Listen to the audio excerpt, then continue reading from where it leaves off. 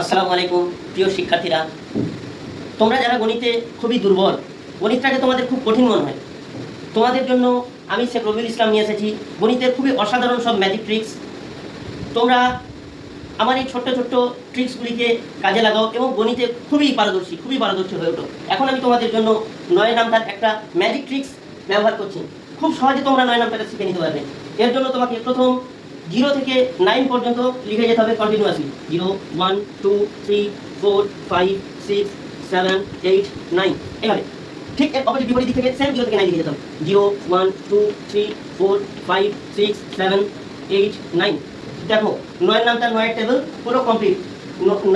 9 কে 9, 9 দুগুণে 18, 9 3 27, 9 4 36, 9 5 45, 9 6 54, 9 7 63, 9 8 72, 9 9 81, 9 10 90।